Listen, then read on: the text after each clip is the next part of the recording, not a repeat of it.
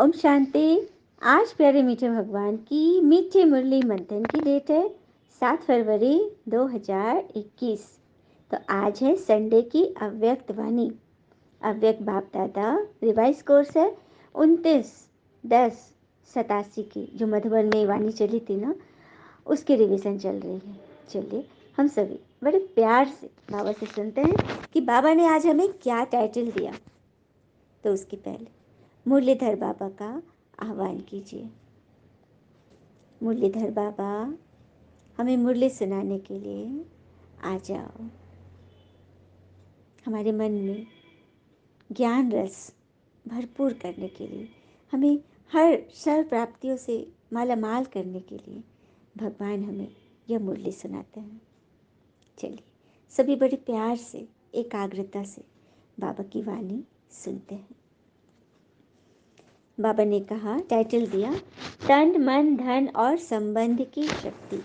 आज बाबा ने इन चारों सब्जेक्ट पर बहुत अच्छी रीति समझाने दी है। हम सभी बड़े गौर से सुनेंगे।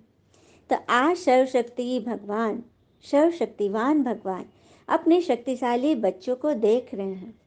बाबा ने देखा कि हर एक ब्राह्मण आत्मा शक्तिशाली तो बनी है, लेकिन नंबरवार। जैसे कि सर्व शक्तियाँ भगवान का वर्षा व वरदाता का वरदान होता है, तो ये दोनों प्राप्ति सभी बच्चों को जन्म से ही मिल रही है। बाबा कह रहे कि मैं सर्व शक्तियों का वर्षा और वरदान सभी बच्चों को जन्म से ही मिलती है, जबकि भगवान तो सभी बच्चों को सदा एक सा ही वरदान व शक्तियाँ देते हैं। मगर बच्चे लेने में नंबरवार क्यों हो जाते हैं, यथाशक्ति क्यों बन जाते हैं? इस पर बाबा ने बहुत अच्छी रीति समझाने दिया कि भगवान तो सबको बराबर दे रहे हैं, लेकिन बच्चे लेने में नंबरवार हो जाते हैं, रैंकिंग हो जाती, पीछे रह जाते हैं। फिर बाबा ने बताया कि जैसे कि लौकिक व अलौकिक दोनों ही जीवन में सफलता का आधार शक्तियाँ होती हैं। लौकिक माने इस दुनिया में इस शरीर की नीड्स जो हैं, उनमें सफलता पाने का आधार शक्तियाँ हैं, जिसमें तन की, मन की, धन की, संबंध की प्रमुखता है। यदि चारों में एक भी शक्ति कम होगी तो जीवन में सदा व सर्व सफलताएं नहीं मिलेगी। वैसे ही अलौकिक जीवन में भी, ज्ञान के जीवन में भी चारों ही शक्तियां आवश्यक है, जिनमें आत्मा व प्रकृति की तंदुरुस्ती आवश्यक है। तो आत्मा हो गई सोल और प्रकृति हो गया हमारा शरीर, क्योंकि प्रकृति के तत्वों से ही तो शरीर बना है ना। तो ये दोनों की तंदुरुस्ती आवश्यक है। तन की बीमारी भी आत्मा के स्वास्थ्य पर निर्भर करती है, जिससे ही तन का हिसाब सूली से कांटा बन जाता है। उनके चेहरे पर, मुख पर बीमारी व कष्ट के चिन्ह नहीं रहते। मुख पर कभी बीमारी का वर्णन नहीं होता, माना वे कर्म भोग की स्थिति के वर्णन के बदले अपनी कर्म योग की स्थिति का वर्णन करते हैं। कितनी बड़ी बात है। तन की बीमारी भी आत्मा के स्वास्थ्य पर निर्भर करती है। जो आत्मा अपनी बीमारी से बढ़कर आत्मा के गुणों में टिकते हैं, आत्मा को वैल्यू देते हैं, उनके तन का जो बड़ा से बड़ा रोग का हिसाब आया है, वह भी सूली से कांटा बन जाएगा। फांसी लगनी थी किसी को, लेकिन वह एक छोटी सी चुभन भर बस मात्र रह जाती है। उनके चेहरे पर, मुख पर बीमारी के कष्ट के चिन्ह नहीं दिखेंगे। बीमारी का वर्णन नहीं करते, क्योंकि उनको पता है वर्णन करने से यह और वृद्धि को पाएगा। तो वो अपने कर्म योग की स्थिति का वर्णन करते, क्योंकि कर्म योग को बढ़ाना है ना, तो जिस चीज़ को बढ़ाना है उस चीज़ का हम वर्णन करें। और फिर वे कष्ट सुनाकर कष्ट की लहर औरों तक नहीं पहुंचाते। तो ऐसी परिस्थिति में भी वो अपनी परिवर्तन की शक्ति से कष्ट को संतुष्टता में बदल संतुष्टता की ही लहर फैलाते हैं।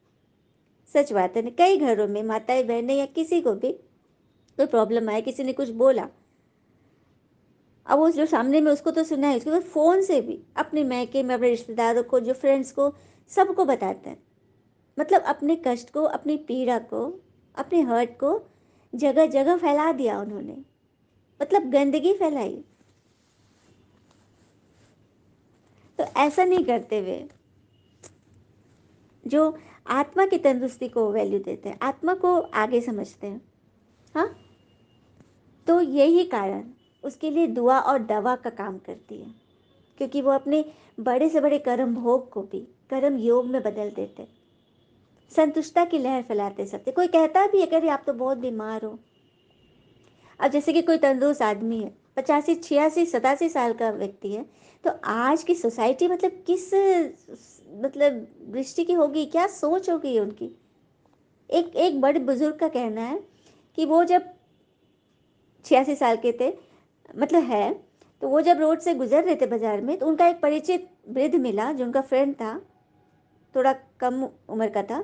वो उनको देख कर पता है क्या बोला, उसने बोला कि अरे चाचा जी आप अभी तक हैं ही। तो सोचिए कहाँ सबकी सोच चली गई। आपको ये बोलना था कि अरे वाह चाचा जी आपको देख के बहुत खुशी हुई, तो उस व्यक्ति को भी जवाब देना चाहिए था ना, थोड़ा लाइटिंग वे में है कि जब उसने ऐसा बोला कि आप अभी तक हैं ही, तो उसको ये जवाब देना चाहिए था कि नहीं मैं तो चला गया था, अभी आया हूँ, क्योंकि आपसे मिलकर नहीं गया था ना, आपसे मिलने ही आया हूँ। तो ये बात है। फिर बाबा ने मन की शक्ति पर बताया कि ऐसे ही मन की शक्ति अर्थात श्रेष्ठ संकल्प की शक्ति, जैसे मास्टर सर्वशक्तिवान के हर संकल्प में इतनी शक्ति है जो जिस समय जो चाहे वह कर सकते हैं और करा भी सकते हैं, क्योंकि सर्वशक्तिवान भगवान के बेटे हैं, बच्चे हैं। मास्टर सर्वशक्तिवान, आप बच्चे, तो आपके संकल्प में काफी शक्ति है, आप जो चाहे कर सकते हैं वह करा सकते हैं, क्योंकि उनके संकल्प सदा शुभ, श्रेष्ठ व कल्याणकारी होते हैं, तो वो सिद्धि स्वरूप तो होंगे ही। अपने मास्टर सर्वशक्तिवान बच्चे को उनका मन कभी धोखा नहीं देगा, दुखी नहीं बनाएगा, क्योंकि मन का काम है संकल्प करना। अब वो कैसे करे, हाँ, कैसे अपनी बुरी आदतों को मतलब खत्म करे, छोड़े। जैसे कि एक नवयुवक को व्यसन करने की आदत लग गई थी, बहुत भयंकर, छूट ही नहीं रही थी, हमेशा वो व्यसन में ही रहता था। माता पिता लाख समझाते हुए रह गए लेकिन कुछ असर नहीं पड़ा। तो किसी ने राय दी कि इसकी शादी करा दो, पत्नी आएगी ना, प्यार से उसको समझाएगी तो वो समझ जाएगा। तो सब तैयार हो गई, चलो शादी भी होगी, लेकिन उसका वही रवैया, पत्नी भी परेशान। लेकिन पत्नी बड़ी बुद्धिमती थी, उसने इस चीज़ को एक चैलेंज के रूप में लिया, और उसको एक महात्मा के बारे में पता था कि जो कि सबकी प्रॉब्लम्स को हल करते थे, बुरी आदतें भी छुड़ाते थे। तो वो महात्मा जी के पास गई और बोले कि मेरे पति को बड़ी बुरी आदत लगी हुई है व्यसन करने की, तो मुझे इससे निजात चाहिए। तो साधु ने बोला कि ठीक है, कल अपने पति को लेकर आना इतने बजे, जैसे 3 बजे का समय दे दिया। तो पति को लेकर गई, तो अंदर जो व्यक्ति थे उन्होंने कहा महात्मा जी पीछे बाग में, बगीचे में है। तो ये वहाँ पहुँचा तो देखा महात्मा जी एक पेड़ को पकड़कर खड़े हैं, और इन्होंने कुछ वहाँ गए, उन लोगों ने आवाज़ दी, लेकिन महात्मा जी इशारा से कुछ नहीं बोले, बस मौन पेड़ को पकड़े हुए। तो जो आदमी जो आया था वो बोला कि नहीं नहीं अभी छोड़ दीजिए, महात्मा जी साधना कर रहे हैं। तो ये लोग चले गए और कहा कि दूसरे दिन आइएगा। दूसरे दिन उसी समय पहुंचे, उस दिन भी महात्मा जी उस पेड़ को पकड़े हुए थे और कुछ नहीं बोले था मौन में। फिर लोग चले गए, तीसरे दिन आए, उस दिन भी वैसे ही पकड़े हुए थे। तो उस पति को रहा नहीं गया, उसने पूछ दिया महात्मा जी आप क्या कर रहे हैं। महात्मा जी ने बोला कि क्या बोलूँ मैं, ये पेड़ मुझे पकड़े हुए छोड़ ही नहीं रहा है। तो उसका पति हंसने लगा, तो क्या बात कर रहे हैं महात्मा जी, पेड़ को आपने पकड़ रखा है कि पेड़ ने आपको पकड़ रखा है। आपने पेड़ को पकड़ा है तो आप छोड़िए इसको, आप छोड़िएगा तो छूट जाएगा, पेड़ ने थोड़ी ना पकड़ा है। तो महात्मा जी ने पेड़ को छोड़ा और बोला यही बात है बच्चे, तुम्हारी जो आदत, जो व्यसन तुमने लगा रखी है, उसने तुम्हें नहीं पकड़ा है, तुमने उसको पकड़ा है, तुम छोड़ोगे तो वो छूट जाएगा। तो इतनी बड़ी बात इतनी सहजता से महात्मा जी ने बोला ना, तो उस बच्चे को बिल्कुल समझ में आ गया कि अब मुझे ये गैर संकल्प नहीं करना है। तो देखा संकल्प में शक्ति होती है, संकल्प जब हम कर लेते हैं ना तो बस कर लेते हैं। किस तरह से हम उसको डिसिप्लिन सिखाते हैं। हाँ, जैसे कि एक छोटा बच्चा क्या करता है, खूब उछल कूद मचाता है, एकदम उधम मचा देता है, क्योंकि उसको अभी तक डिसिप्लिन की मतलब कुछ मतलब थ्योरी उसको पता नहीं है। हाँ, कितनी बार माँ बोल रही है, अब उसको डांट भी नहीं सकते, इतना छोटा है। और इस कारण से वह उछलते कूदते एकदम थक जाता है, रोता है क्योंकि दर्द हो रहा है, पैर हाथ इतना उछल रहा है। उसी तरह से हमारे मन का काम है सोचना, तो उसको शांति से सोचो ना, अच्छे अच्छे संकल्प सोचो ना। उछल कूद यहाँ वहाँ, किसने क्या किया, क्या बोला, उसने ऐसे बोला, मेरे साथ ऐसा हुआ, अतीत वर्तमान भविष्य सब सोच रहा है, दिन भर उछल कूद मचा रहा है। हाँ, यहाँ तक कि कई बार तो ऐसा होता है कि किसी को अगर बोलो कि अपने 5 क्वालिटीज लिखो और 5 वीकनेसेस लिखो, कोई ग्रुप में किसी को बोला जाए क्लास में बच्चों को, तो एक दूसरे की कॉपी ताकेंगे क्या लिख रहा है। लेकिन अगर कह दो कि अपने बगल वाले के अवगुण लिखो, तो फट से कॉपी में लिख देगा। मतलब कि उसके अपने अकाउंट में क्या भरा पड़ा है वो नहीं मालूम, लेकिन बगल वाले के अकाउंट में क्या है वो पक्का पता है। तो आज मन की स्थिति को हम ऐसे कमजोर बना ले रहे हैं, दूसरे के बारे में सोचकर। अरे अपने बारे में सोचो ना, अपना कल्याण करो, उसी से सर्व का कल्याण हो जाएगा। उसके बाद बाबा ने तीसरी पॉइंट बताई, धन की शक्ति, अर्थात ज्ञान धन की शक्ति। जैसे कि ज्ञान धन स्थूल धन की प्राप्ति स्वतः कराता है।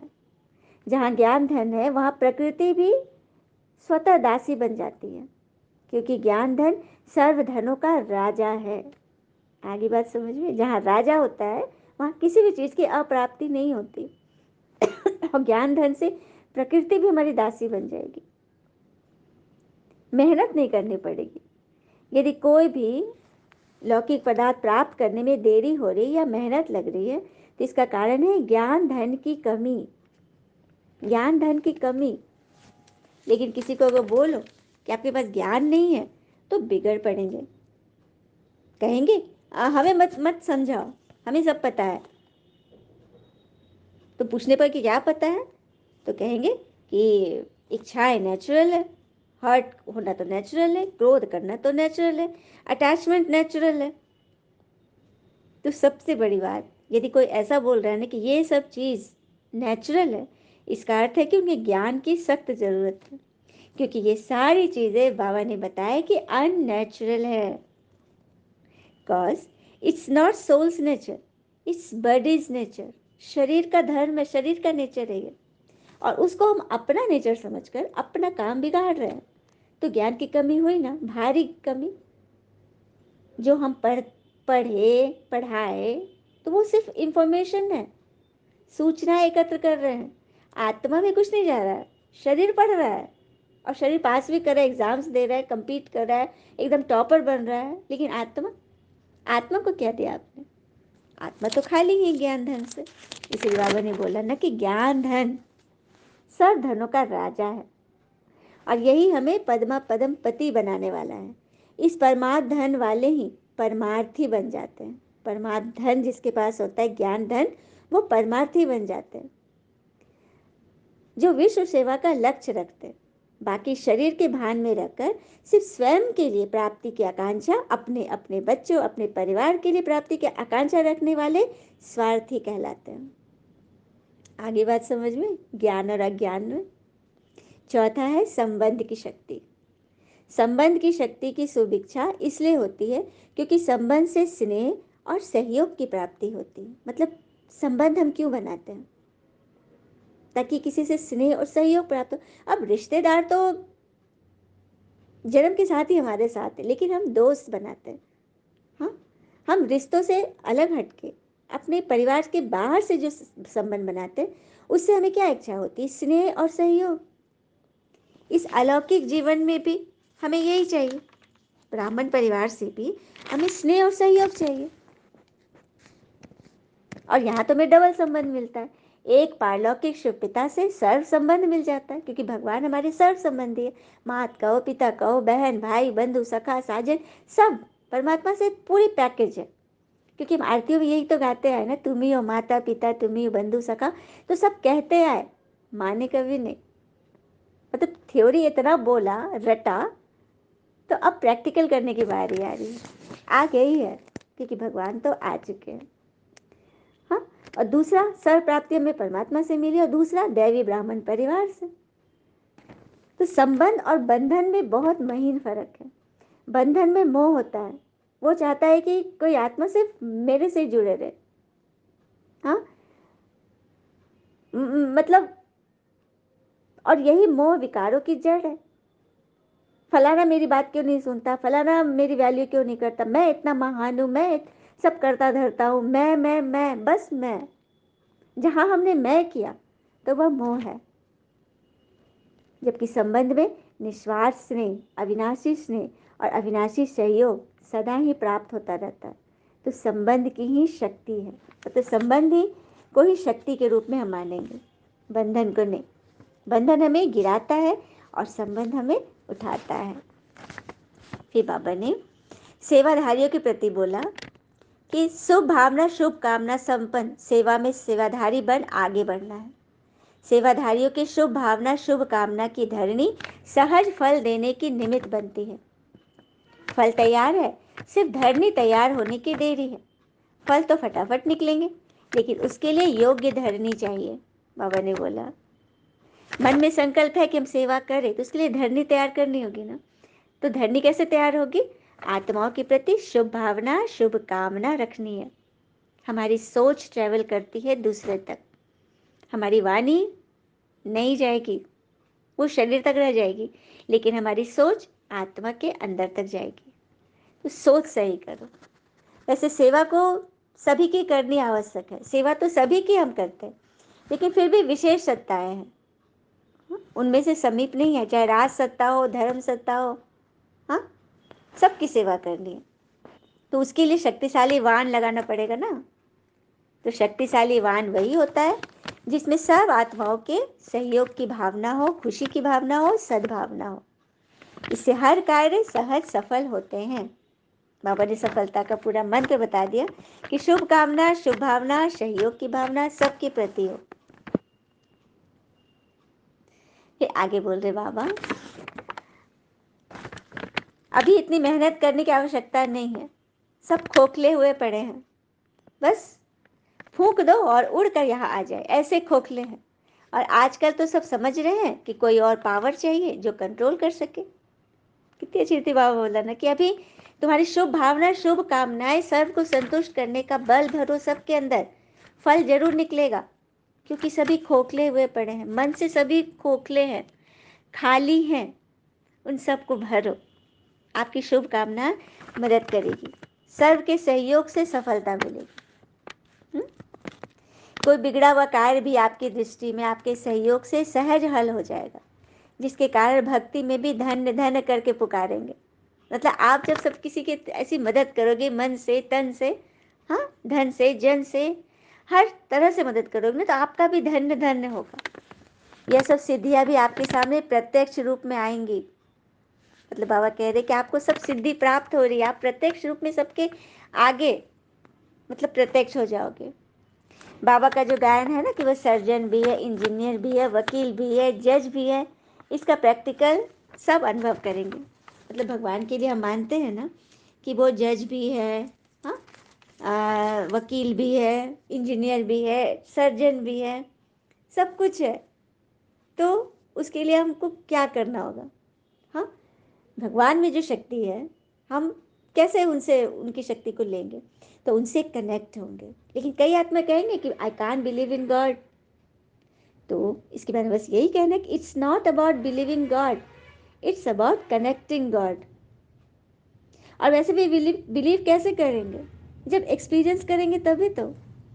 यदि चाहिए कि परमात्मा की शक्ति को एक्सपीरियंस करें, तो उनके आगे जाना पड़ेगा, मानना पड़ेगा। जैसे सन की लाइट को, सूरज की रोशनी को हम लेना चाहेंगे तो हमें रूम से बाहर निकलना पड़ेगा, नहीं अपनी बालकनी में आएंगे, छत पे आएंगे, खिड़की खोलेंगे, तभी तो मिलेगा ना।